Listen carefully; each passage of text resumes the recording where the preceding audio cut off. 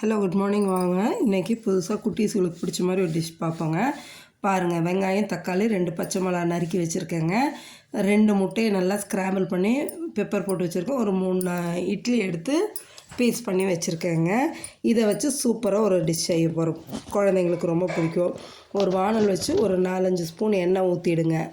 எண்ணெய் ஊற்றிட்டு இந்த எண்ணெய் காயணும். காயிற வரைக்கும் ஃபுல் ஃப்ளேமில் வைங்க. காய்ஞ்சதுக்கப்புறம் மீடியம் ஃப்ளேமில் வச்சுக்கோங்க.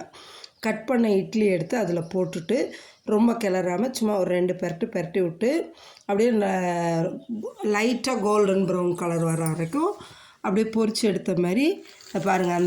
இந்த இதுக்கு வரணும் லெவலுக்கு வந்ததும் எடுத்து தனியாக ஒரு பிளேட்டில் நம்ம வச்சுக்கணுங்க.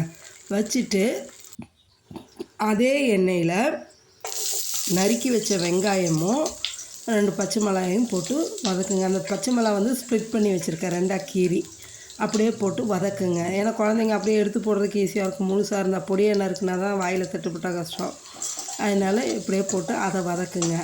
அது கொஞ்சம் கண்ணாடி பதம் வந்ததும் தக்காளி நறுக்கி வச்சுருக்கோம்ல ஒரு தக்காளி, அதையும் போடுங்க.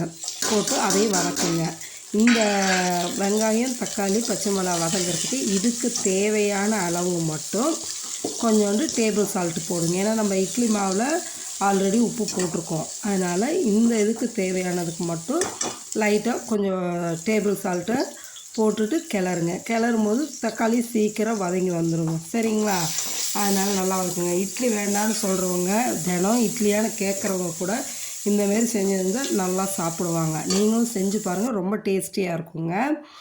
இப்போ என்ன பண்ணுறீங்க, நல்லா இந்த தக்காளி மசிஞ்சு வதங்கினதுக்கப்புறம் இதுக்கு கொஞ்சமாக சோயா சாஸும் கொஞ்சோண்டு டொமேட்டோ கெச்சப்பும் போட்டுக்கோங்க. கொஞ்சம் போட்டால் போதும். ஏன்னா நம்ம 3 இட்லி தானே இது பண்ணுறோம். அதனால் அது போதும். அந்த அளவுக்கு மட்டும் கொஞ்சம் கொஞ்சமாக போட்டு இதை நல்லா வதக்கி விடுங்க.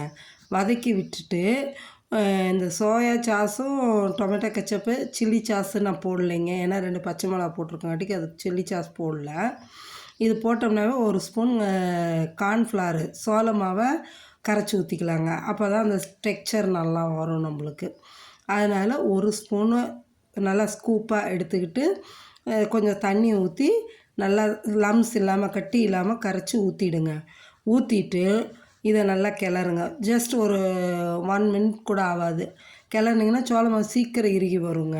அப்படியே கிளறிட்டு இப்போ என்ன பண்ணுன்னா, நம்ம எண்ணெயில் ஃப்ரை பண்ணி எடுத்து வச்சுருக்கோம்ல இட்லி, அதை எடுத்து இப்போ இதில் கொட்டணுங்க. பாருங்கள், இந்த ஸ்டேஜ் வந்தால் போதும்.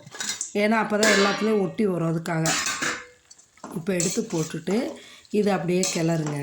கிளறிட்டு எல்லா பக்கம் எல்லா இட்லிலையும் நல்லா படுற மாதிரி வந்ததும் ஸ்க்ராம்பிள் பண்ணி வச்சுருக்கோம்ல 2 முட்டை பெப்பர் போட்டு அதை எடுத்து எங்கள் வேண்டு பார்த்திங்கன்னா பெப்பர் போட்டால் முட்டை திங்காது. ஆனால் இதில் போட்டு கொடுத்துருவான் சாப்பிட்டுடும் பேசாமல்.